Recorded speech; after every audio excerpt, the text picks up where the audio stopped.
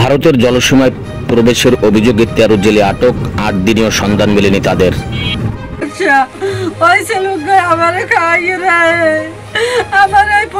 বাগেরহাটের মোড়লগঞ্জ ও পার্শ্ববর্তী জিয়ানগর উপজেলার 13 জন জেলেকে ভারতের সীমান্ত রক্ষীরা সাগর থেকে আটক করেছে বলে অভিযোগ পাওয়া গেছে।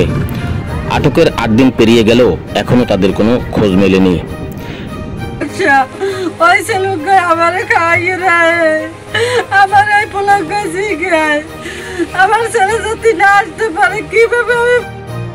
স্থানীয় সূত্রে জানা গেছে, গত 17 সেপ্টেম্বর বাগেরহাট জেলার মোড়লগঞ্জ উপজেলার চিংড়াখালী ইউনিয়নের চণ্ডীপুর গ্রামের পশারিপাড়া এলাকার মায়ের দোয়া নামের মাছ ধরা ট্রলারটি সাগরে ইঞ্জিল বিকল হয়ে পড়ে।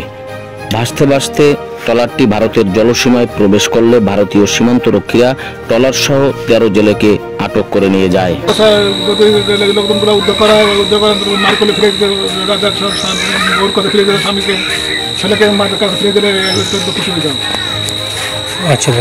এ ঘটনায় আটকের 8 দিন পার হলেও তাদের পরিবারের সদস্যরা কোনো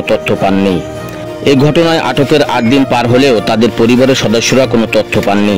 সাগরে থাকা অন্যান্য ট্রলারের জেলেদের ধারণা, আটককৃতদের ভারতীয় সীমান্তরক্ষীরা ওই দেশের কাকন দ্বীপের কেদারগঞ্জ কোস্টাল থানায় রেখেছে।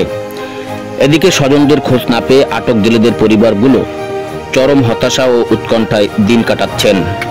অনেকের পরিবার অনাহারে অর্ধাহারে রয়েছেন। স্থানীয়রা জানান, আটক জেলেরা জন্মসূত্রেই মাছ ধরা পেশায় নিয়োজিত।